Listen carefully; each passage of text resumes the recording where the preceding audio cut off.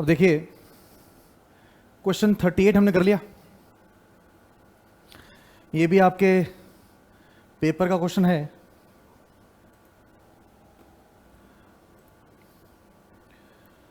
May 19 old में आया हुआ रिसेंटली। सिंपल क्वेश्चन है, सिंपल क्वेश्चन था। अब हम करेंगे क्वेश्चन 36। ब्यूटीफुल क्वेश्चन, पेपर में काफी बार आया हुआ है। नवंबर 16 में पहली बार आया था और अभी नवंबर 22 में भी आया है। इसमें कोई खास बात नहीं है, सिर्फ ये लास्ट पार्ट की वजह से ये क्वेश्चन इंपॉर्टेंट हो जाता है। और अगर कंसेप्ट पे टिकेंगे तो ये क्वेश्चन बड़ा सिंपल पार्ट है, नहीं तो इंस्टीट्यूट ने जो सॉल्यूशन दे रखा है इसका वो क्रैम ओरिएंटेड है, लोग रट के जा रहे हैं। दिक्कत ये है कि पढ़ाने वाले भी रटा रहे हैं इसको। देखिए जो है चलो एक थोड़ा सा और देख लेते। 36 हम अभी कर रहे हैं। देखिए हम जिस पार्ट में अभी ऑपरेट कर रहे हैं ये डेरिवेटिव का लास्ट पार्ट है। हमने शुरू से क्या किया, ऑप्शंस किया। ऑप्शंस के बाद ऑप्शंस के अंदर हमने दो रूल बनाए थे, जिस रूल के बेसिस पे हमने पूरा ऑप्शन किया। पहला रूल था कि प्रॉफिट कमाने के लिए दो मार्केट चाहिए, और दूसरा रूल था कि एक मार्केट में परचेज है तो दूसरी मार्केट में सेल है। फिर हमने पुट कॉल पैरिटी के अंदर, उसके अंदर हमने प्रॉफिट स्टेटमेंट देखी, डिविडेंड का कंसेप्ट देखा उसके अंदर। फिर हमने वैल्यू ऑफ ऑप्शन निकालने के जो मेथड देखे उसके अंदर नया कंसेप्ट देखा, बट उसका प्रीमाइस वही था कि टाइमलाइन हमारी और जो प्रॉफिट स्टेटमेंट थी। फिर फ्यूचर के अंदर हमने कंसेप्ट बढ़ाया कि जिस मार्केट में एंटर करते हैं उसी मार्केट से एग्जिट करते हैं बाय टेकिंग ऑपोजिट कॉन्ट्रैक्ट। तो इस कंसेप्ट के बेसिस पे हमने वैल्यू ऑफ ऑप्शन का, वैल्यू ऑफ फ्यूचर्स का पूरा कंसेप्ट देखा, कौन सी फिगर्स कहां प्लेस किए जाती है वो देखी। फिर हमने हेड्स थ्रू इंडेक्स फ्यूचर्स का कंसेप्ट, हमने बीटा का कंसेप्ट लेकर आए। उसके अंदर हमने पूरा एग्जाम्पल से 7-8 एग्जाम्पल से पूरा उसका कंसेप्ट देखा, उसके फॉर्मेट हमने देखा। और अब हम सारे टिपिकल क्वेश्चंस देख रहे हैं और विदाउट फॉर्मूले हमने सारी चीजें की। तो देखिए क्या है कि इतनी सारी मेहनत करने का पर्पस सिर्फ ये लास्ट क्वेश्चंस जो हम कर रहे हैं, ये जो 15 क्वेश्चंस है हमारे, इनकी अंडरस्टैंडिंग जो है जरूरी है, जो कि इसको करते हुए और मुझे पढ़ाते हुए मजा आ रहा है, जो आपको ये सारी चीजें समझ आ रही हैं। देखिए क्या है कि जो है क्लास में थोड़ा सा अगर हम 1 घंटा फालतू लगा ले वो बेटर है, और रिवीजन करते में आपका टाइम कम लगे, और लास्ट डे अगर आपको ये रियलाइज हो कि ऐसे क्वेश्चंस आपको रिवीजन करने की जरूरत ही नहीं है, तो ये जो है मेरा एफर्ट है। इसके लिए हम ये सारी वर्किंग कर रहे हैं, और बार बार ये कंसेप्ट पढ़ा के मैं आपके दिमाग में जो ठूस रहा हूं, ये चीज जो है लास्ट डे में हमें हेल्प करेगी। हमने क्वेश्चन 36 अभी करना है, और वो सिर्फ हम कर रहे हैं लास्ट पार्ट की वजह से। नवंबर 22 में आया और ये 1-2 बार बीच में भी आया। सिर्फ ये लास्ट पार्ट है इसका जिसकी वजह से हम कर रहे हैं क्वेश्चन 38 अभी हमने किया। 43 क्वेश्चन जो है वो हम करेंगे, अभी करेंगे, इसके 36 के बाद ही करेंगे। ऐसे क्वेश्चन जो है ना वो 6 महीने खा जाते हैं अगर आप घर से करके नहीं गए हुए तो। अगर ये तुक्के से ठीक हो गया तो हो गया, नहीं तो इस क्वेश्चन के अंदर कुछ है, बड़ा कंसेप्ट है। अगर कंसेप्ट समझ आ गया तो ये भी हमें लास्ट डे रिवाइज करने की जरूरत नहीं पड़ेगी। ये भी पेपर के अंदर आया, अभी बोला तो है। 44th एंड 45th क्वेश्चन जो है हमने किए, ये भी पेपर के अंदर आए हुए हैं। 6-6 मार्क्स के क्वेश्चन आए हुए, 5 नंबर 6 नंबर। पर देखिए क्या है कि जो ना अगर आप फॉर्मूले बेसिस पे जाओगे, एग्जामिनर छोटे छोटे क्वेश्चन जो है ना सुई की तरह चुभते हैं कि बड़े क्वेश्चन के अंदर पूरा कंसेप्ट पूछ ले तो हमें पूरा फॉर्मेट आता है, हम वो पूरा बना के आ जाएंगे। बट दिक्कत तब आती है जब पूरे फॉर्मेट में से एक चीज उठा के पूछ लेता है। ये 44 और 45 क्वेश्चंस हैं हमने किए हैं, तो रिवीजन में हेल्प करेंगे ये चीजें। 47 क्वेश्चन हमने किया, आपका मैनुअल का क्वेश्चन है, अच्छा क्वेश्चन है, वहां पर इसका अजीब सा सॉल्यूशन दे रखा है, बट हमने इसको पूरे कंसेप्ट के साथ किया। 48 और 49 क्वेश्चन जो है ये अभी हम नहीं करेंगे, ये 49th क्वेश्चन मई 19 में आया हुआ है, इसी कोर्स के अंदर जो आपका पेपर अभी चल रहा है। मई 19 के अंदर इसका क्वेश्चन आया हुआ है, बट ये अभी नहीं कर पाएंगे क्योंकि जो जिस फॉर्मेट में हम चल रहे हैं वो उसमें फिट नहीं बैठता है। जब हम करेंसी फ्यूचर्स का कंसेप्ट करेंगे तो वहां पर जो कंसेप्ट करेंगे वो वहां पर ये डेरिवेटिव का कंसेप्ट लाइनअप करता है, और हम देखेंगे कि जो अभी हम कंसेप्ट कर रहे हैं और इस क्वेश्चन के कंसेप्ट के अंदर क्या डिफरेंस है। तो जब करेंसी फ्यूचर्स कर रहे होंगे तो वो कंसेप्ट हमारा पूरा बन चुका होगा, फ्रेमवर्क आ चुका होगा, फिर मैं यहां पर लेकर आऊंगा। अब हम आपको देखेंगे कि ये आप मुझे कराने की जरूरत नहीं पड़ेगी, आप खुद कर लोगे ये क्वेश्चन। 8 नंबर का मई 19 में आया था, जबकि फ्री के मार्क्स हैं, और लोगों से उठा ही नहीं क्वेश्चन क्योंकि आप क्रैम करके गए वो सारी चीजें। 52 देखो, 45 क्वेश्चन, 52 जो है क्वेश्चन 45 का उल्टा क्वेश्चन है। ये मैंने होमवर्क दिया हुआ आपको, आज ही दिया, तो इसको करेंगे होमवर्क। क्वेश्चन पढ़ते कैसे हैं वो समझ आएगा। ये आरटीपी के अंदर आया हुआ है। जो क्वेश्चन इंस्टीट्यूट के मटेरियल में होता है वो रिपीट हो सकता है। क्वेश्चन 53 हम करेंगे, कमाल का क्वेश्चन है ये। एक हल्का सा लैंग्वेज की वजह से थोड़ा सा कंसेप्ट में डिफरेंस है, तो ये तो लास्ट डे रिवीजन में भी रखेंगे जब हम करेंगे इसको। तो अभी 36 करके 43 करके ये करेंगे, आज ही करेंगे।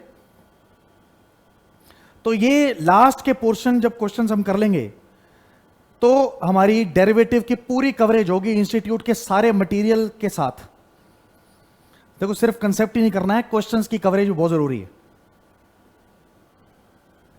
तो पहले हम देखते हैं क्वेश्चन 36। देखिए क्या, क्वेश्चन 36 से पहले जो हम कंसेप्ट करते आ रहे हैं, एक बार मैं उसका दोबारा रिवीजन दे देता हूं, जो कि आप 50 बार पहले भी रिवाइज कर चुके हैं। इससे फायदा ये होता है कि आप ना भी चाहो तब भी आपके सबकॉन्शियस माइंड में ये चीजें एम्बेड रहेंगी, और अगर आपको कोई नई चीज नजर आती है तो आप अगर अपने पुराने फॉर्मेट से भी चलते रहें तो 80% तो आपका आंसर जब हो जाएगा तो आपको रेस्ट 20% अपने आप वहां पर बैठे बैठे नजर आ जाएगा। तो देखेंगे जरा एग्जाम्पल। शेयर्स परचेज्ड, सिंपल सा एग्जाम्पल ले रहा हूं, 5 lakh. Current market price of 3 months index futures 5,000। Share beta 1.8।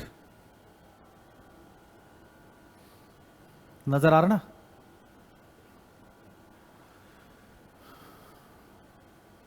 Blink तो नहीं कर रहा प्रोजेक्टर से? Share beta 1.8 and share fell by 10%। Explain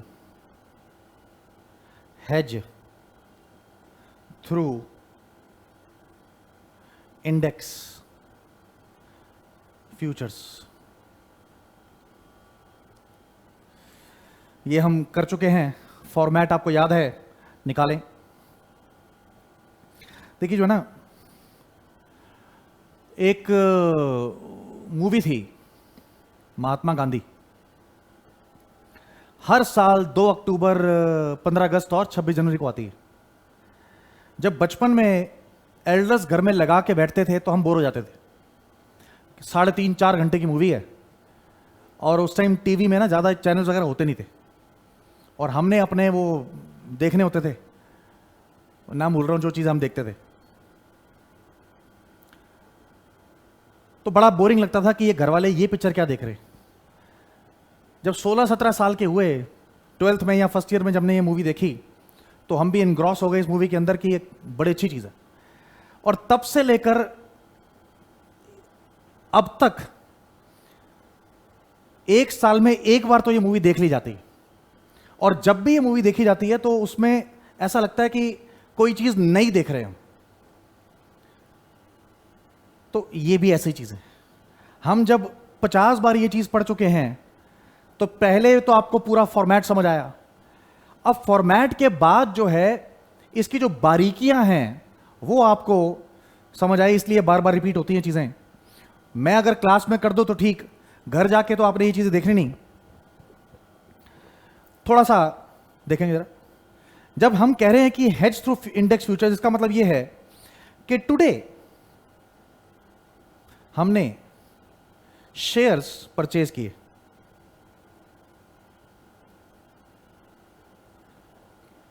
shares purchase किए 5 लाख के, ये हमने आज एक्शन लिया। और हमें पता है कि अगर प्रॉफिट कमाना है तो प्रॉफिट कमाने के लिए 2 मार्केट चाहिए, और एक मार्केट में परचेज तो दूसरी मार्केट में सेल। हेज का मतलब यह है कि लॉस बचाना है, तो लॉस बचाने का मतलब प्रॉफिट कमाना ही हो गया।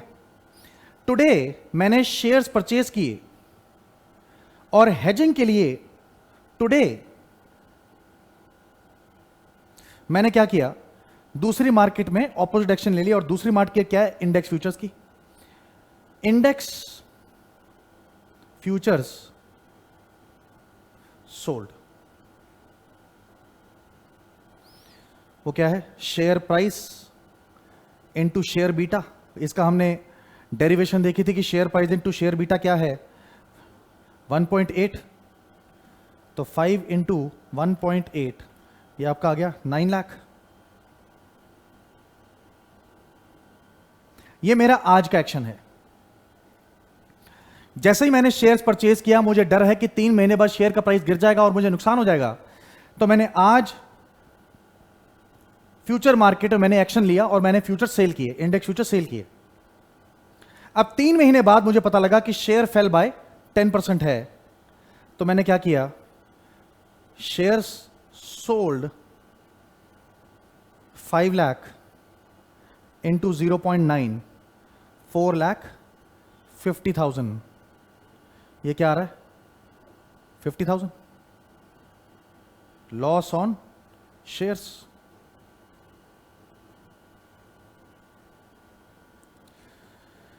अब कहता है शेयर फेल बाय 10% है ना, तो शेयर बीटा 1.8 है और शेयर फेल बाय 10% है। तो अगर मार्केट बीटा 1 है तो मार्केट फेल बाय कितने से, तो अगर 1.8 के लिए 10 का फॉल है तो 1 के लिए कितना, unitary method 1 by 1.8 into 10। Unitary method कैसे सॉल्व करना है ये हमने पहले डिस्कस किया हुआ है। मैं कुछ उम्मीद करके नहीं चल रहा कि आपको कुछ आता होगा। 10 डिवाइडेड बाय 1.8 ये आपका आ गया 5.55556। मैंने कहा था कि अगर कैलकुलेशन कर रहे हैं और ऐसे आ रहा है तो अगर 5 डेसिमल प्लेस तक ले लेते हैं, 6 डेसिमल प्लेस तक, तो मेरा आंसर एग्जैक्ट आएगा।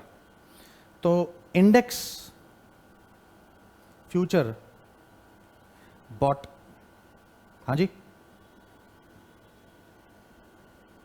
एक मिनट, 9 लाख इंटू 5.55556% से फॉल हुआ है, तो इसका मतलब कितना फॉल हुआ है, 9 लाख इंटू 5.55556%, तो 50,000 से फॉल हुआ है, तो इसका मतलब मैंने बाय किया होगा 8,50,000 का, तो क्या आ जाएगा 50,000 का प्रॉफिट, प्रॉफिट ऑन फ्यूचर्स। ये मेरा फॉर्मेट है। बट इसमें ध्यान देने वाली बात क्या है कि शेयर जब मैंने आज परचेज किए हैं तो मैंने आज ही इंडेक्स मार्केट के अंदर, फ्यूचर मार्केट के अंदर मैंने इंडेक्स फ्यूचर सेल कर दिए, और 3 महीने बाद मैंने मार्केट से एग्जिट करना था तो मैंने शेयर सेल किए और मैंने इंडेक्स फ्यूचर मार्केट से भी एग्जिट कर गया। तो जितना मेरा लॉस ऑन शेयर्स है उतना मेरा प्रॉफिट ऑन फ्यूचर्स है। मैंने 100% हेजिंग ली, तो 100% हेजिंग से क्या होता है, जो लॉस ऑन शेयर्स आएगा वो प्रॉफिट ऑन फ्यूचर्स आ जाएगा। बट 100% हेजिंग का नुकसान क्या होता है कि अगर प्रॉफिट ऑन शेयर्स आ रहा होगा तो वो लॉस ऑन फ्यूचर्स की वजह से खत्म हो जाएगा। भाई जब 100% हेजिंग ले ली, इसका मतलब आपने रिस्क खत्म कर लिया। जब रिस्क खत्म कर लिया तो जीरो रिस्क हो गया, तो जीरो रिस्क अगर होगा तो प्रॉफिट कैसे आएगा? समझ रहे बात को? प्रॉफिट कमाने के लिए तो रिस्क लेना है, इसलिए लोग 100% हेजिंग नहीं करते हैं, ताकि लॉस कम हो जाए बट प्रॉफिट बिल्कुल खत्म ना हो। अगर हेजिंग करते ही नहीं तो रिस्क बहुत ज्यादा हो जाएगा, अगर प्रॉफिट आ गया तो सारा का सारा प्रॉफिट हमें मिल जाएगा। आपका क्वेश्चन क्या था? अच्छा, देखिए जो है ना, इसीलिए बार बार ये चीजें कर रहे हैं कि जो ना, ये जो छोटी छोटी क्वेरीज आपकी आती हैं, ये घर में बैठे हुए मोटी मोटी कंफ्यूजन की तरह हो जाती। इनका क्वेश्चन ये है कि शेयर बीटा 1.8 है और शेयर फेल बाय 10% है, ठीक है? तो इनका क्वेश्चन ये है कि चलो मार्केट बीटा 1 है और मार्केट फेल बाय कितना वो हम निकाल रहे हैं। इनका क्वेश्चन ये है कि इंडेक्स फ्यूचर्स को मार्केट क्यों मान रहे हैं? कि हम ये निकाल रहे हैं कि मार्केट फेल बाय 5.55556%, तो हम ये कैसे कह रहे हैं कि इंडेक्स फ्यूचर जो है इससे गिर रहा है? ये मैं एक्सप्लेन कर चुका हूं, बाद में पहले एक्सप्लेन किया था मैंने। तो अब देखो, मैंने आपको समझाया था कि इंडेक्स होती क्या है। इंडेक्स क्या होती है कि किसी एक्सचेंज के अंदर जितने शेयर्स लिस्टेड हैं, उन शेयर्स में से एक्सचेंज कहती है कि इन शेयर्स की हम इंडेक्स बनाएंगे, ठीक है? मतलब जिन शेयर्स के अंदर ज्यादा मूवमेंट आती है, राइट, उन जो शेयर्स इकोनॉमी को रिप्रेजेंट करते हैं, वो एक्सचेंज बताता है कि कौन कौन से शेयर्स को जोड़ के वो इंडेक्स बना रहे हैं। तो इसका मतलब क्या है? एक्सचेंज बताता है कि किन शेयर्स के प्राइस का टोटल करके हम इंडेक्स बना रहे हैं। तो इसका मतलब क्या है? एक्सचेंज में जितने शेयर्स लिस्टेड हैं उनका टोटल का जो प्राइस है वो इंडेक्स है। इसका मतलब यही तो मार्केट है। मार्केट में जितने शेयर्स हैं जो मूवमेंट क्रिएट कर रहे हैं, उनका टोटल का प्राइस करके ही तो इंडेक्स आती है। अब वो मैंने आपको बताया था कि हर एक्सचेंज का अपना तरीका है, वो लिखा होता है नेट के ऊपर कि कौन सी एक्सचेंज कैसे अपने इंडेक्स बनाती है। कुछ एवरेज ले लेते हैं 2 डेट्स की, कुछ आज का और पिछले मंथ की लास्ट डेट का एवरेज लेते हैं। वो एक्सचेंज बताता है कि हम किस तरह से इंडेक्स बना रहे हैं। बट इंडेक्स होती क्या है? जो शेयर्स एक्सचेंज पे लिस्टेड हैं उन सब के एक एक शेयर्स के प्राइस का टोटल ही तो इंडेक्स होती है। तो इसीलिए तो वो मार्केट है, समझे? अब देखो जरा, 50 बार ये कंसेप्ट करा चुका हूं, बट आज ये क्वेश्चन आ रहा है। पहले सो रहे थे, नहीं कोई बात नहीं, अच्छी बात है, अच्छा हुआ पूछ लिया। अरे भैया तुमने पूछ लिया तो बाकी लोग जो जो जो उस टाइम सो रहे थे उनको समझ आ गया दोबारा, और जो भूल चुके थे उनका रिवाइव हो गया। पूछने में शर्म ना करो, समझ आई? ये हमारा फॉर्मेट है।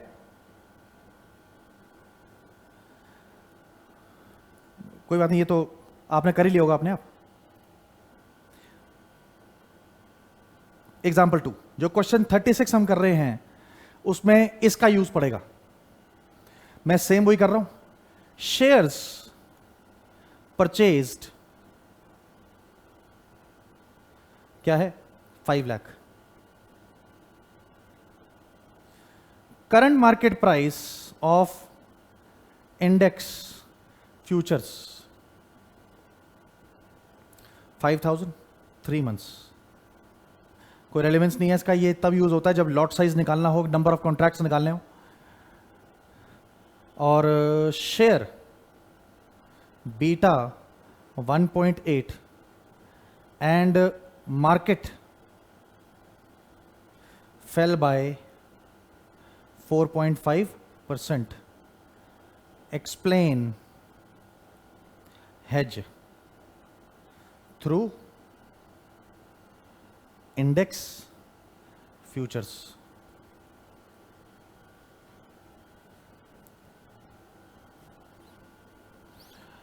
ठीक है? तो शेयर्स टुडे, आज हमने शेयर्स परचेज किए 5 लाख,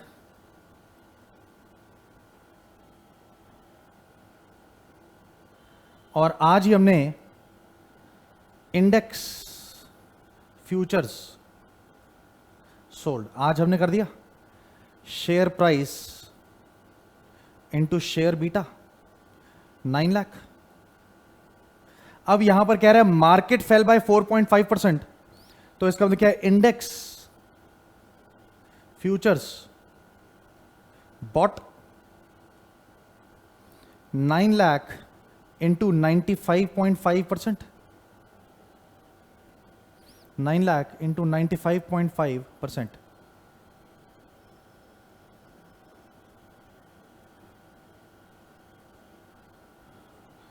$8,59,500 माइनस 9 लाख,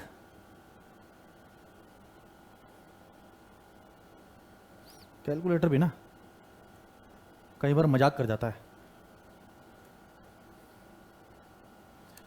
40,500। पेपर में जब कैलकुलेटर लेके जाएं तो ये देखें कि उसकी फिगर्स ढीली ना हो रही हो, बटन ढीले ना हो उसके। मेरे साथ ऐसा हुआ सीए फाइनल की कॉस्टिंग में, मैं उम्मीद करके चल रहा था कि मेरे को 92 मार्क्स आएंगे। पेपर बड़ा सिंपल था, 8 नंबर का क्वेश्चन मुझे थोड़ा डाउट लग रहा था, मैं करके 92 आया था। आई वॉज वेरी हैप्पी, आधे घंटे पहले मैंने पेपर कर दिया था। बट हुआ यह था कि एक दिन पहले मैंने नया कैलकुलेटर परचेज किया था एंड उसकी जो है बटन हिल रहे थे, तो जिसकी वजह से जो है कैलकुलेशन करते टाइम कोई मिस्टेक हो गई हो कि मैंने ध्यान नहीं दिया, और आधा घंटा पहले पेपर खत्म होने के बाद भी मैंने रिवाइज नहीं किया, बिकॉज अंदर से एक्साइटमेंट इतनी होती है कि भैया मैं उठूं और सबको दिखाऊं कि पहले मैंने किया। बट ऐसी एक्साइटमेंट को कंट्रोल कर लें तो उससे टाइम बच जाता है। खैर मैं पास हो गया था उस टाइम।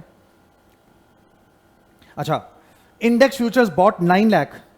अब यहां पर कहता है कि यहां पर हमें दिया हुआ है कि मार्केट फेल बाय 4.5%, तो मार्केट बीटा 1 है और मार्केट फेल बाय 4.5%। अब आई थिंक समझ आ गया होगा कि ये मार्केट का मतलब इंडेक्स फ्यूचर्स है, और शेयर बीटा 1.8 है, तो शेयर फेल बाय कितना, तो 1 के लिए अगर 4.5 है तो 1.8 के लिए कितना, 1.8 बाय 1 इंटू 4.5, तो कितना आ रहा है 4.5 इंटू 1.8, 8.1%। तो इसका मतलब शेयर्स सोल्ड 5 लाख इंटू 8.1 तो गिरा है ना, तो 100 माइनस 8.1, तो इसका मतलब 91.9% पे हम इसको बेचेंगे। 5 लाख इंटू 91.9%, 4,59,500 माइनस 5 लाख 40,500। ये आ गया मेरा प्रॉफिट ऑन फ्यूचर्स, और ये आ गया लॉस ऑन शेयर्स। तो ये हम ये अनगिनत बार ये ऐसे फॉर्मेट देख चुके हैं। देखिए जो है हमने एक क्वेश्चन के अंदर वेरीफाई भी किया, वेरिफिकेशन हमने किया था, वो कैसे कंसेप्ट किया था वो देखेंगे, वो हमने कर चुके हैं। एग्जामिनर कैसे हमें दूसरे तरीके से किए हुए कंसेप्ट पे लेकर आता है, हम वो चेक कर रहे हैं अभी। तो ये फॉर्मेट क्लियर है।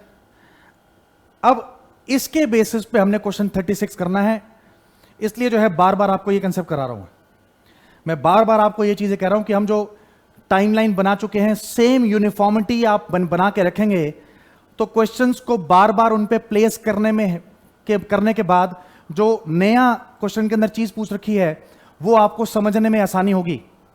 इसलिए मैं बार बार कहता हूं आपको कि स्टिक टू द बेसिक्स।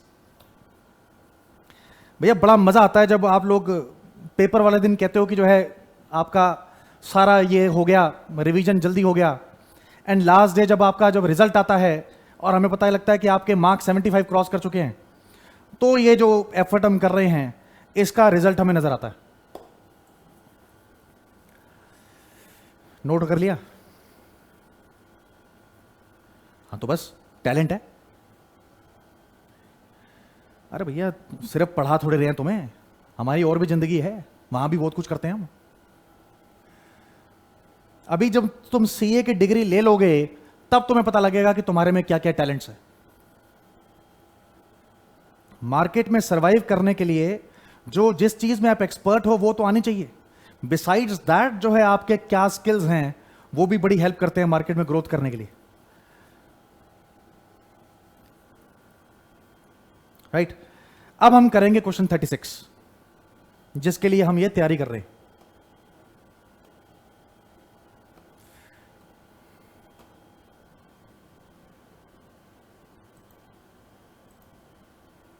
तो देखेंगे क्वेश्चन 36।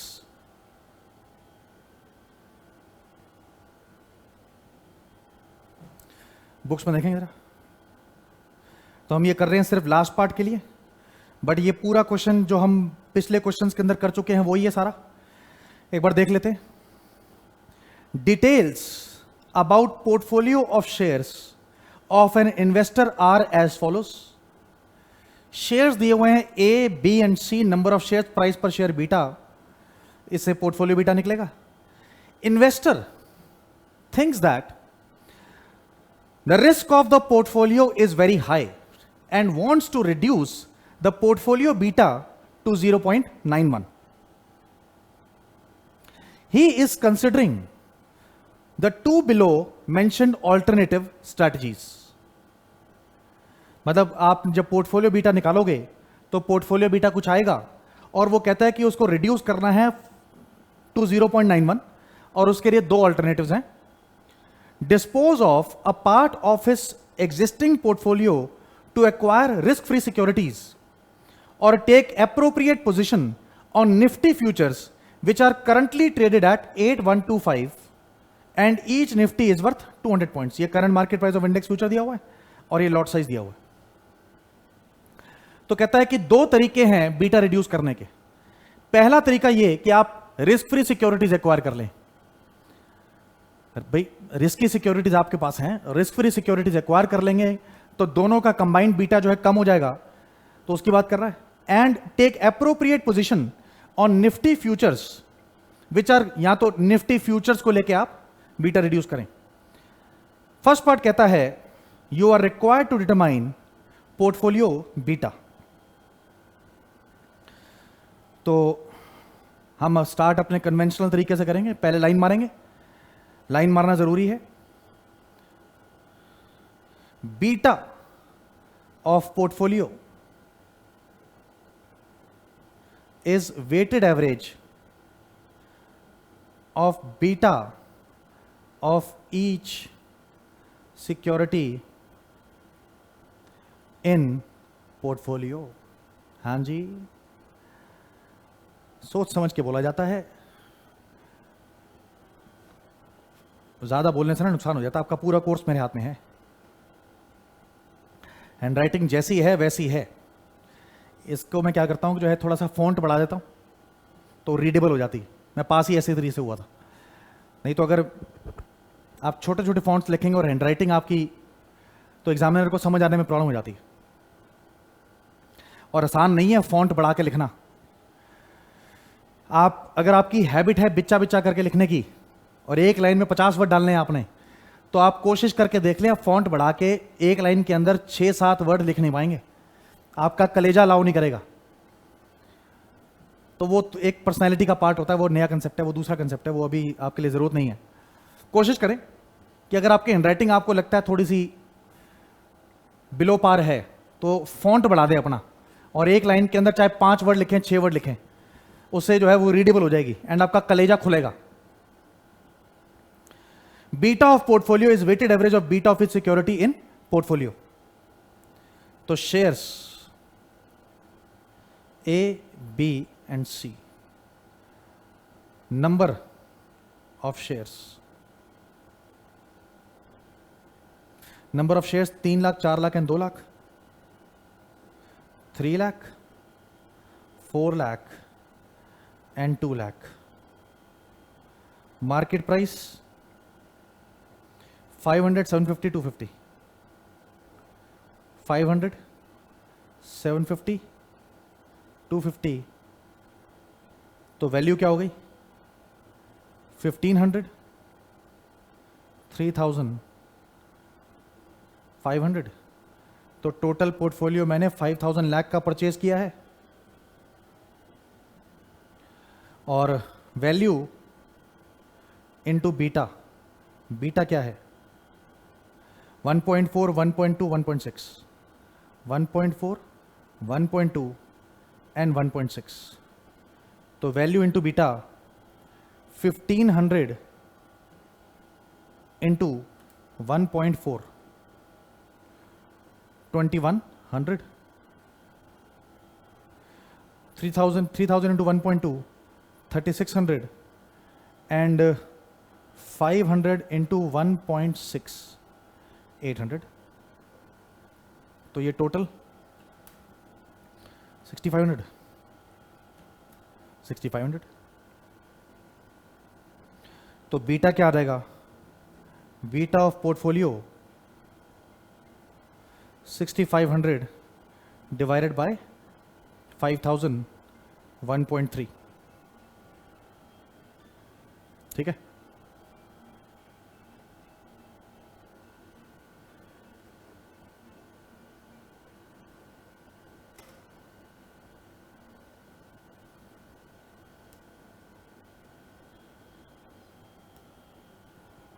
बीटा ऑफ पोर्टफोलियो 1.3, ये था ए पार्ट। बी पार्ट क्या कहता है? Value of risk free securities to be acquired, means question में कहता है कि आपने बीटा रिड्यूस करना है 0.91 तक। उसका एक तरीका यह है कि रिस्क फ्री सिक्योरिटीज आप एक्वायर कर लो। सेकंड पार्ट में पूछ रहा है कि कितनी रिस्क फ्री सिक्योरिटीज एक्वायर करनी, ठीक है। तो नंबर है, वैल्यू है,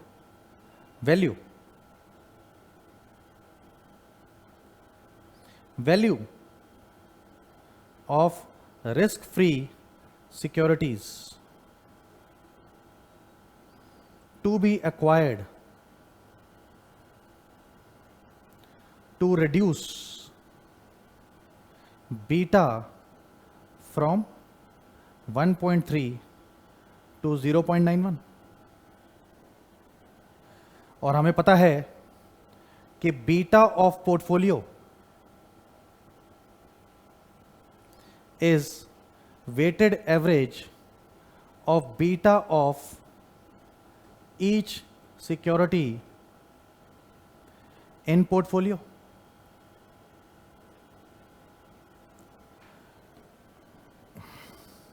तो इसका मतलब weight of risky into beta of risky plus weight of risk free into beta of risk free is equal to 0.91। Weight of risky क्या है? x, हमने ये तो निकालना है, इंटू बीटा ऑफ रिस्की क्या है? 1.3। वेट ऑफ रिस्क फ्री क्या है? 1 minus x into beta of risk free 0.91। Risk free है इसलिए तो बीटा 0 है, तो x क्या आ जाएगा?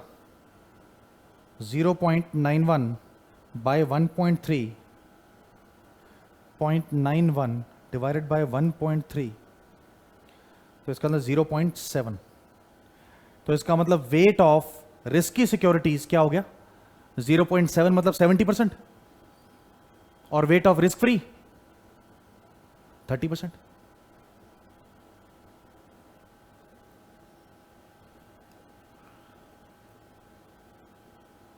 हो गया?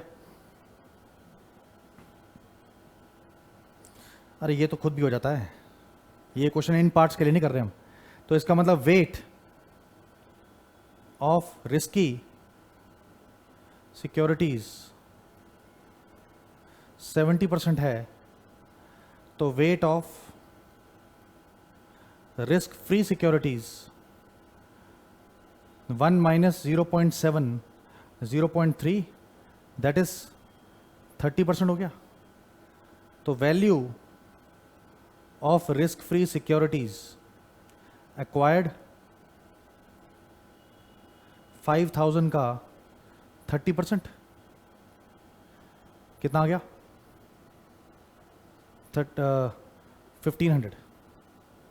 1500 लाख वैल्यू की हमने रिस्क फ्री सिक्योरिटीज एक्वायर करनी है। इसका मतलब हमने 1500 की रिस्क की सिक्योरिटीज बेचनी है, क्योंकि पोर्टफोलियो तो 5,000 लाख का ही रखना है।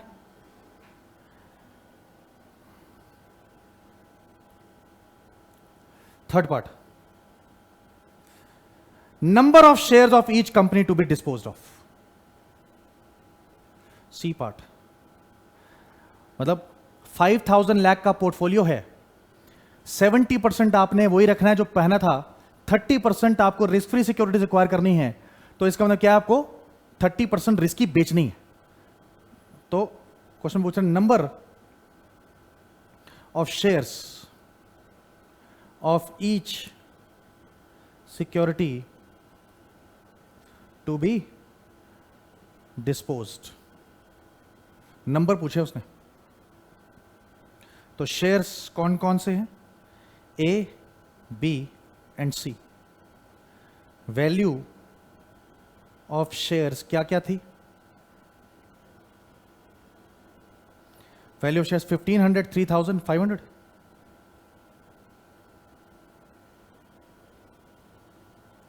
1500, 3000 and 500. Value to be disposed 30%, 450, 900 lakh है ये, 150। Share price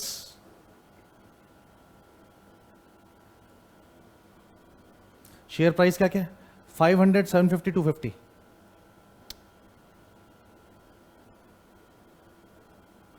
500, 750, 250।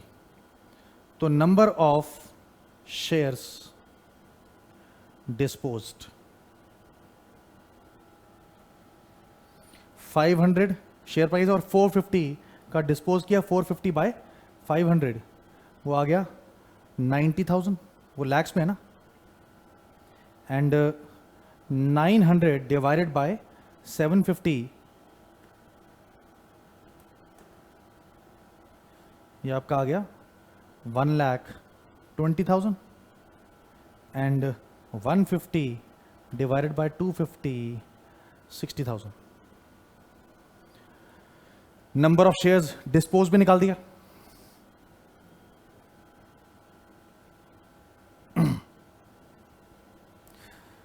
D part, number of Nifty contracts to be bought और सोल्ड। मतलब अगर रिस्क फ्री सिक्योरिटी से ना करके अगर इंडेक्स फ्यूचर से अगर आप बीटा कर रहे हैं तो number of Nifty contracts to be bought और सोल्ड। बॉट और सोल्ड लिखा है, ये नहीं बता रहा कि आपने इंडेक्स फ्यूचर्स में करना क्या है, निफ्टी कॉन्ट्रैक्ट्स में करना क्या है, वो आपको इसको बताने की जरूरत भी नहीं, हमें पता है। तो number of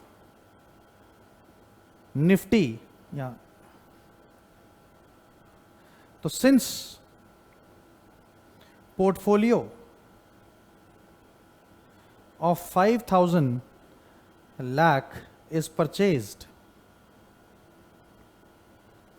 so to reduce beta from 1.3 to 0.91, Nifty futures are to be sold।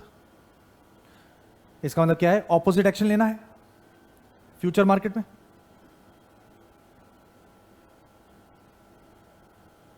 तो इंडेक्स या value of Nifty future sold 5,000 वो क्या था, 5,000 का पोर्टफोलियो है into beta to be reduced. Beta to be reduce कितना है, 1.3 में से आपने 0.91 रखना है, ये मैंने आपको फॉर्मूले से नहीं, मैंने आपको लॉजिक समझा के कराया था, आपने खुद फॉर्मूला बनाया था ये। तो 1.3 माइनस 0.39, तो 5000 इंटू 0.39, 1950 लाख।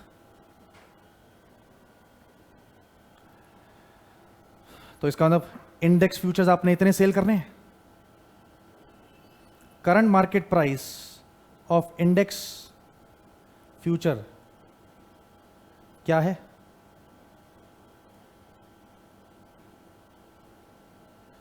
8125, 8125। तो number of index future sold,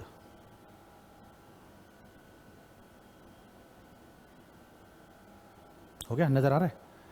1950 bye 8125 divided by 8125, तो हो गया 24,000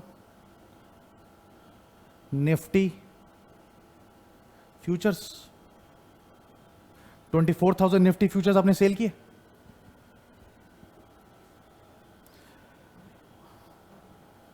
ये लोगों ने फॉर्मूले से पढ़ाया होता है, आपने सिंपल टॉफी वाले से अपने समझा था ये। एंड वन लॉट या one contract is equal to 200 Nifty है, तो number of Nifty contract sold 24,000 by 200, 120 contracts. तो ये तो सिंपल पोर्शन था क्वेश्चन का।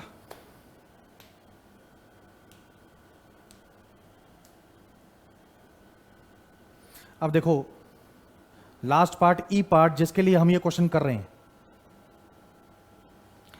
Value of portfolio beta for 2% rise in Nifty. Value of, ये एक्चुअली आपको आता है, बट अगर आप इंस्टीट्यूट का आंसर देखोगे तो उसको देख के लगेगा कि ये नई चीज है जो आपको क्रैम करनी है। बट हम अपने फॉर्मेट से अगर चलेंगे तो आपको ये पता लगेगा कि हमें ये पूरी चीज पहले हमने कर रखी है और इसका रेलेवेंस कुछ और है, जो कि अगर क्रैम करोगे या इंस्टीट्यूट का आंसर देखोगे तो देखो आंसर तो वही आएगा जो हम इंस्टीट्यूट का जो आंसर है, बट हमारा तरीका थोड़ा सा अलग है। इनफैक्ट तरीका वही है, बस थोड़ा सा जंबल्ड अप है, बट उस तरीके से है जो आपको समझ आया हुआ है। क्या है? वैल्यू ऑफ, जब ये पूरा होगा ना कंसेप्ट, तो आपको पता लगेगा कि ये तो हमने पहले कर रखा है, ये इसलिए मैं क्वेश्चन अभी करा रहा हूं। Value of portfolio beta if Nifty, अगर ये कोई अभी बता देना, मैं अगर एक वर्ड बोल दूं तो आपको समझ आ जाएगा कि हम कर क्या रहे हैं, बट अगर आप बोलोगे तो ज्यादा मजा आएगा। Value of portfolio beta if Nifty rises by 2%।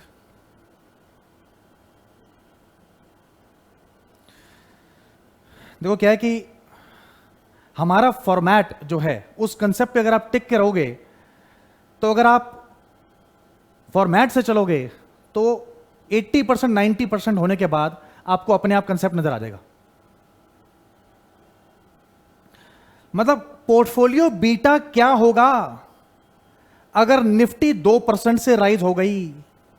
अब तक हम अपने एग्जांपल्स के अंदर क्या कर रहे थे?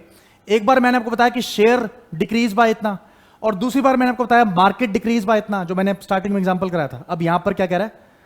Market rises by 2%। तो इसका मतलब क्या है?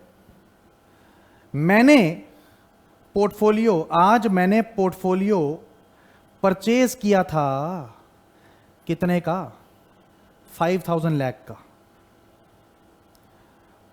और टुडे क्योंकि मैंने बीटा रिड्यूस करना था, तो मैंने इंडेक्स फ्यूचर्स सोल्ड किया 1950 लाख का। अब मुझसे पूछ रहा है कि वैल्यू ऑफ पोर्टफोलियो बीटा अगर निफ्टी राइजेस बाय 2% है। इसने ये नहीं बोला कि explain hedge if market rises by 2%। उसने ये पूछा, जो हम पहले जो मैंने 2 एग्जांपल कराए थे उसके अंदर मैंने क्या कहा था कि explain hedge if market falls by इतना, बट यहां पर क्या कहता है, वैल्यू ऑफ पोर्टफोलियो बीटा निकालो अगर निफ्टी राइजेस बाय 2% या मार्केट राइजेस बाय 2% है। इसका मतलब मुझे बता दिया कि मार्केट राइजेस बाय 2% है, बट मुझसे कह रहा है कि वैल्यू ऑफ पोर्टफोलियो बीटा निकालो। इसका मतलब क्या है, मैंने दोबारा रिपीट कर रहा हूं। मैंने जब 2 एग्जांपल लिए थे उसमें मैंने कहा था एक्सप्लेन हेज। एक्सप्लेन हेज का मतलब क्या है कि मैं दोनों मार्केट से एग्जिट कर रहा हूं, एक में लॉस आएगा तो दूसरे में बताओ प्रॉफिट कैसे आएगा, तो एक्सप्लेन हेज हो गया। बट यहां पर कहता है कि वैल्यू ऑफ पोर्टफोलियो बीटा निकालो। इसका मतलब पोर्टफोलियो अभी मैंने डिस्पोज नहीं किया है। इसका मतलब अगर मैंने पोर्टफोलियो डिस्पोज नहीं किया है, मैं पोर्टफोलियो शेयर मार्केट से बाहर नहीं हुआ हूं, इसका मतलब मैं फ्यूचर मार्केट से भी बाहर नहीं हुआ हूं। तो वो मेरे से करंट पोजीशन पूछ रहा है कि अगर मैंने आज पोर्टफोलियो परचेज किया था तो मैंने आज ही इंडेक्स फ्यूचर सेल कर दिया था 1950 लाख का, और मैंने इफेक्टिवली अपना बीटा 0.91 बना लिया था।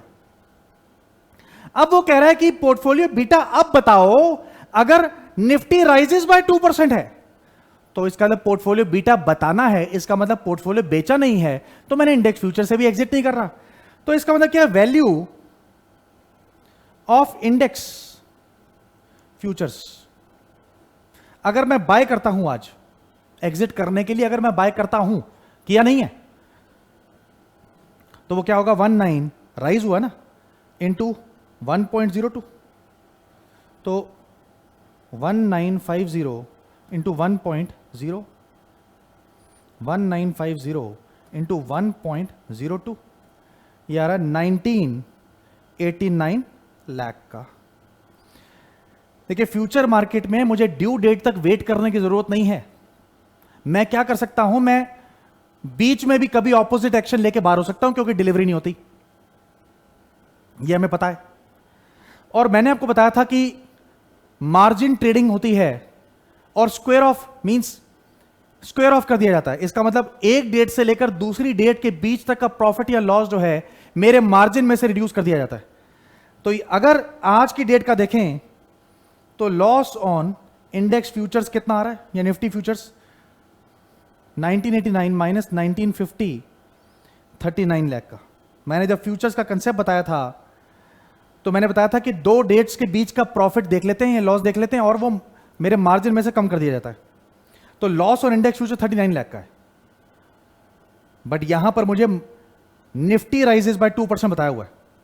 तो इसका मतलब क्या है, मार्केट बीटा अगर 1 है और मार्केट फेल राइज बाय 2% है, शेयर बीटा 1.3 है। अभी तो अगर हम सिर्फ शेयर की बात करेंगे तो शेयर बीटा अभी तो 1.3 है ना। देखिए पहले जो पार्ट्स थे उसमें क्या बोला है कि निफ्टी फ्यूचर्स को सेल करके मेरा पोर्टफोलियो बीटा 1.3 है, और जब मैंने इंडेक्स फ्यूचर्स 1950 के सेल किए तो इन दोनों एक्शन का इफेक्टिव इंपैक्ट यह हुआ कि मेरा बीटा 0.91 हो गया। बट अभी तो मैं शेयर्स की बात कर रहा हूं कि मार्केट बीटा अगर 1 है और मार्केट राइज बाय 2% है और शेयर बीटा 1.3 है, तो शेयर राइज बाय कितने से, तो 1 के लिए 2% है, तो 1.3 के लिए कितना, तो 1.3 बाय 1 इंटू 2.6% आ गया। इसका मतलब शेयर राइज बाय 2.6%। इसका मतलब अगर आज मैं पोर्टफोलियो बेचूं या वैल्यू निकालूं, वैल्यू ऑफ पोर्टफोलियो आज क्या आ गया, मैंने पोर्टफोलियो डिस्पोज नहीं किया मेरे से बिकॉज पोर्टफोलियो बीटा पूछ रहा है। वैल्यू ऑफ पोर्टफोलियो 5000 इंटू 1.026, तो 5000 इंटू 1.026, 5130 लाख का। इसका मतलब क्या है, आज की डेट में जब निफ्टी 2% से राइज हो गया तो मेरे पोर्टफोलियो की वैल्यू 5130 है, समझ आई। बट इस एक्स्ट्रा 130 को कमाने के लिए मैंने हेजिंग ली थी और उस हेजिंग पे 39 लाख का लॉस मेरा अभी स्टैंडिंग है। समझा? इसका मतलब क्या है? नेट वैल्यू ऑफ मेरा पोर्टफोलियो क्या रह गया भाई? ये तो स्टैंडिंग है ना, और फ्यूचर्स की वैल्यू गिर गई, राइज हो गई, मतलब तो मेरे को जो है इसकी वजह से लॉस आ रहा है। सेल किया था और राइज होने की वजह से मुझे महंगा परचेज करना पड़ेगा, तो लॉस और इंडेक्स फ्यूचर 39 लाख का हो गया। 5130 मेरा 130 का गेन है, बट वो पूरा गेन नहीं है, क्योंकि हेज करने के लिए मैंने फ्यूचर मार्केट में एक्शन लिया था और वहां पर 39 लाख का लॉस स्टैंडिंग है। इसका मतलब वैल्यू ऑफ पोर्टफोलियो पूरा 130 के गेन के साथ नहीं आएगी। तो 5130 माइनस 39, 5091 लाख का मेरा वैल्यू ऑफ पोर्टफोलियो स्टैंडिंग है। अगर एक महीने बाद की डेट पे देखेंगे तो उसमें जो है कुछ और होगा, वहां पर वैल्यू ऑफ पोर्टफोलियो दोबारा निकाला जाएगा और वहां पर जो है इंडेक्स फ्यूचर्स की वैल्यू दोबारा निकाली जाएगी, तो उसमें गेन और लॉस दोबारा देखा जाएगा, फिर नेट वैल्यू दोबारा निकाली जाएगी। तो ऐसा हर डेट पे किया जाता है। Net value of portfolio 5091। अब क्वेश्चन के अंदर मेरे से पूछा वैल्यू ऑफ पोर्टफोलियो, इसका मतलब percentage change in value of portfolio. इसका मतलब मैंने पोर्टफोलियो 5000 लाख का परचेज किया था और 5091 लाख का पोर्टफोलियो हो गया वो, तो इसका मतलब चेंज इन पोर्टफोलियो कितना हुआ? 5091 minus 5000 divided by 5000 into 100 minus 5000 divided by 5000 into 100, वो हो रहा है 1.82%। तो percentage change in the value of portfolio क्या आ रहा है? 1.82%। पहले देख लेंगे पूरा कंसेप्ट, एक बार देख लेंगे, बस अभी जो है कंसेप्ट निकल जाएगा, नोट करने के लिए पूरा टाइम दूंगा मैं। Percentage change in the value of portfolio क्या होगा? 1.82%। और मेरे से पूछा क्या है? बीटा ऑफ पोर्टफोलियो, और बीटा का कंसेप्ट क्या था? Percentage change in shares due to change in market. तो परसेंटेज चेंज इन शेयर्स या portfolio due to percentage change in market. Percentage change in portfolio क्या है? 1.82%, और परसेंटेज चेंज इन मार्केट क्या था? 2%। अरे तो भैया 1.82 बाय 2 0.91 ही तो आएगा। और अब अगर आप ये देखो कि क्वेश्चन के अंदर स्टार्टिंग में ही कह दिया था कि शेयर का बीटा 1.3 है, आपको उसको 0.91 लेकर आना है, और वो तो मैंने पहले ही कह दिया था कि 1950 को अगर आप बेचोगे इंडेक्स फ्यूचर्स तो इफेक्टिवली बीटा ऑफ पोर्टफोलियो 0.91 आ जाएगा। अब उसने कहा कि अगर निफ्टी राइज बाय 2% है, यह सिचुएशन दे दी कि अगर आपने 1950 का इंडेक्स फ्यूचर्स परचेज कर लिया, अब जो है 2-3 महीने बाद अगर निफ्टी राइज बाय 2% है, तो बताओ पोर्टफोलियो बीटा कितना? इसका मतलब वो आपको प्रूव करने को कह रहा है कि पोर्टफोलियो बीटा 0.91 आएगा, प्रूव करो। समझे? हमने जब वेरीफाई कर रहे थे पिछले क्वेश्चंस के अंदर, तो हम एज्यूम कर रहे थे कि शेयर्स फेल बाय 10% है, तो हम वेरीफाई कर रहे थे। यहां पर उसने खुद कह दिया, पहले में कहता है कि 5000 लाख का पोर्टफोलियो था, आपने निफ्टी फ्यूचर्स में एक्शन लेना है और बीटा रिड्यूस करना है 1.3 से 0.91, तो आपने कह दिया कि 1950 कि अगर आप इंडेक्स फ्यूचर सेल करेंगे तो पोर्टफोलियो बीटा 1.3 से 0.91 आ जाएगा। अब लास्ट पार्ट में उसने यह पूछा कि पोर्टफोलियो बीटा बताओ अगर सिचुएशन यह हो जाए कि market fell by 2, market rise by 2% है, तो उसने सिचुएशन दे दी 2 महीने बाद निफ्टी राइज बाय 2% है, तो बताओ पोर्टफोलियो और गेन लॉस की पोजीशन क्या होगी जिससे पोर्टफोलियो बीटा 0.91 आ जाए। तो हमने एग्जैक्ट बेसिकली प्रूव किया है कि अगर मैंने 1950 का इंडेक्स फ्यूचर सेल किया है तो मार्केट में फ्यूचर में जो भी पोजीशन होगी मेरा पोर्टफोलियो बीटा 0.91 रहेगा। तो मेरा फॉर्मेट तो यही रहेगा ना जो मैं शुरू से फॉलो करता आ रहा हूं। मैंने पोर्टफोलियो परचेज किया 5000 का, तो टुडे ही मैंने इंडेक्स फ्यूचर सेल कर दिए 1950 के। अब क्वेश्चन के अंदर कह रहा है निफ्टी राइज बाय 2%, तो इसका मतलब क्या है? Index future rise by 2%।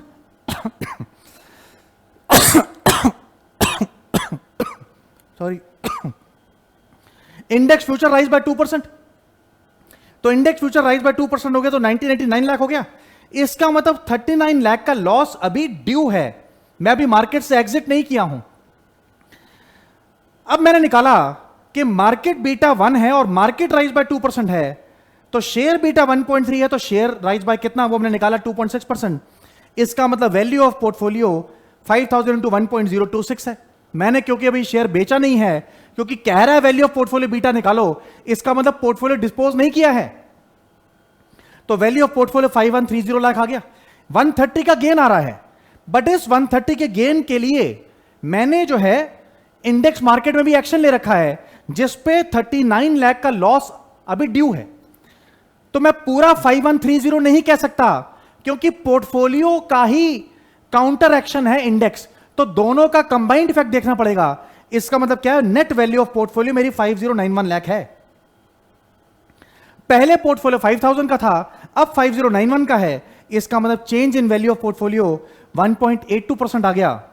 तो और बीटा क्या होता है? बीटा का कंसेप्ट ही ये है कि percentage change in value of portfolio due to percentage change in market. तो percentage change in value of portfolio due to percentage change in market 1.82 by 2 0.91 आ गया।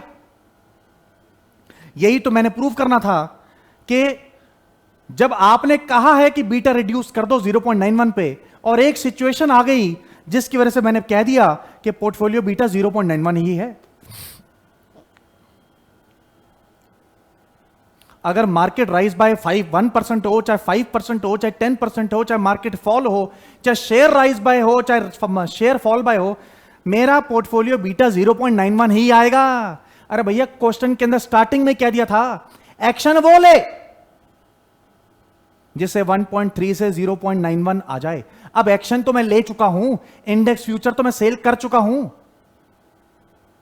अब मार्केट में सिचुएशन 2 महीने बाद, चाहे मार्केट राइज हो चाहे मार्केट फॉल हो, चाहे शेयर राइज हो चाहे शेयर फॉल हो, चाहे दोनों की परसेंटेज दो मर्जी हो, अरे भैया बीटा तो 0.91 ही आएगा, क्योंकि पहले से ही उसने कह दिया था 1.3 से 0.91 पे लेकर आओ।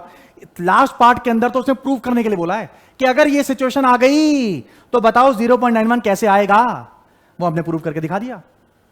समझे? ये वेरिफिकेशन है, और वेरिफिकेशन हम करते आ रहे हैं शुरू से।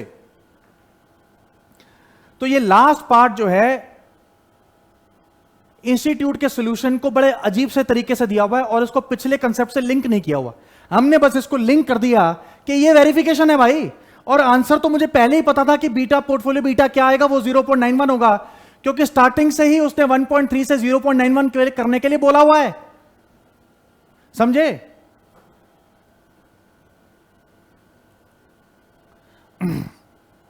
नोट।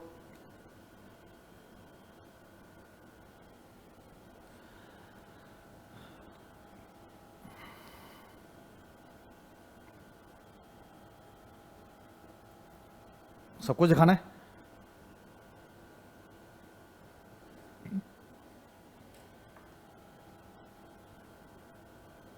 अरे जहां मर्जी करो यार, करो बस।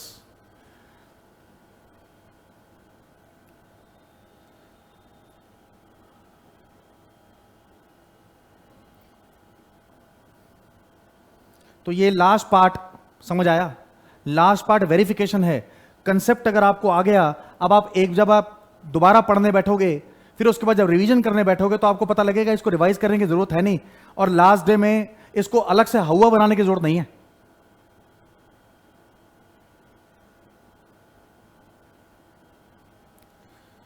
समझे?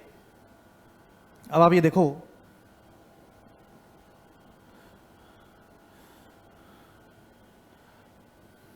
अब आप ये देखो,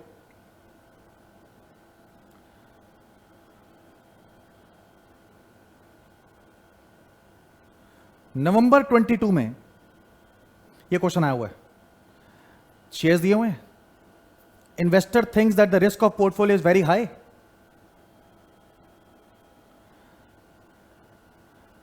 high, and reduce the portfolio beta to 0.91।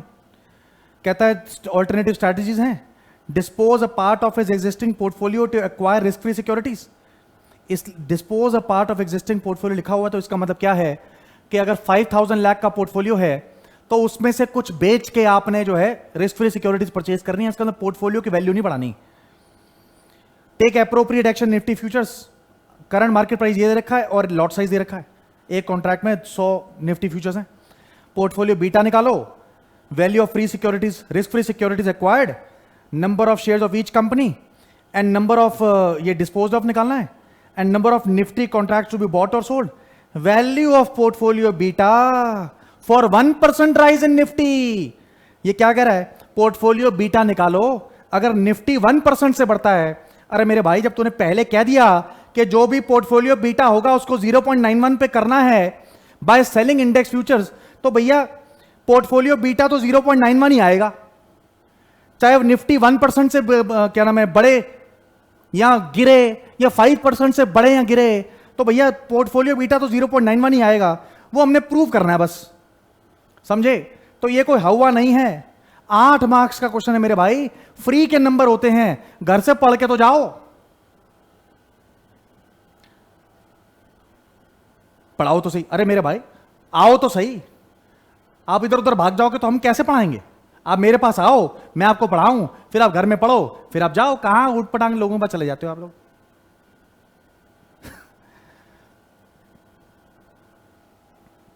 समझे कितना सिंपल क्वेश्चन था ये? देखिए मैं आपको बार बार, एग्जाम में कॉन्फिडेंस मैनेजमेंट होती है, पहले आप वो क्वेश्चन देखो, चाहे क्वेश्चन 1 का ए बी, क्वेश्चन 2 का ए बी, क्वेश्चन 3 का ए बी, क्वेश्चन 4 का ए बी, कौन से ए बी पार्ट्स आपको आते हैं, मतलब कोई भी एक पार्ट। 8-8 नंबर के अगर आपने 4 पार्ट कर लिए, 4-5 पार्ट कर लिए पहले 1 घंटे के अंदर, तो भाई साहब आपके 32 से 40 नंबर का पेपर हो गया। और एक बात बताओ, पेपर में जैसा ही ये क्वेश्चन नजर आए, आप 7 से 8 मिनट के अंदर ये क्वेश्चन कर लोगे या नहीं कर लोगे? कौन कह रहा है कि आपको क्वेश्चन 1 का ए बी करना है, फिर क्वेश्चन 2 का ए बी करना है? अरे भैया क्वेश्चन 1 का अगर ये बी पार्ट है, जैसे क्वेश्चन 3 का ए पार्ट है, तो पहले स्टार्ट ही क्वेश्चन 3 के ए पार्ट से करो। अगर बी पार्ट में लग रहा है दिमाग लगेगा, तो भैया बी पार्ट बाद में कर लेना, जगह छोड़ो। अगर आपको क्वेश्चन 2 का बी पार्ट आता है, तो क्वेश्चन 2 का बी पार्ट कर लो पहले। अरे भैया जो आता है उसको तो अंदर कर, पेपर में आप रईस नहीं हो, आप कबाड़िए हो, ठीक है? स्क्रैप डीलिंग करो, जो पहले आता उसको कर डालो फटाफट, समझ आया? तो पेपर के अंदर जब आपके 1 घंटे के अंदर 32 से 40 मार्क्स से पेपर हुआ होगा, बाकी 2 घंटे हैं आपके पास 60 नंबर का पेपर करने के लिए, भाई लगा ले दिमाग जितना लगाना है, कॉन्फिडेंस इतना बढ़ जाएगा, 40 नंबर तो आ गए। और भैया पेपर के अंदर जो है ना, सिर्फ 2 से 3 क्वेश्चन ऐसे होते हैं जो आपको पजल करने वाले होते हैं, और एग्जामिनर उसकी प्लेसमेंट ऐसे कर देगा कि आपको नजर ही वही क्वेश्चन आएंगे जो थोड़े से पजल करने वाले हैं, और आपका मोरल उसमें भी खराब हो जाएगा जो घर से आपको अच्छे से क्वेश्चन आते हैं, समझे? तो एग्जामिनर की साइकोलॉजी समझो, एग्जामिनर अगर चाहे तो बर्बाद कर सकता है।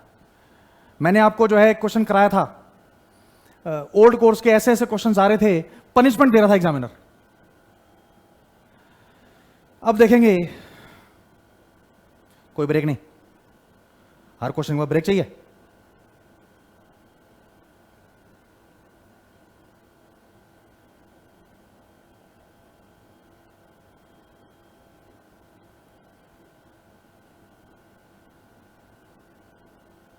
अरे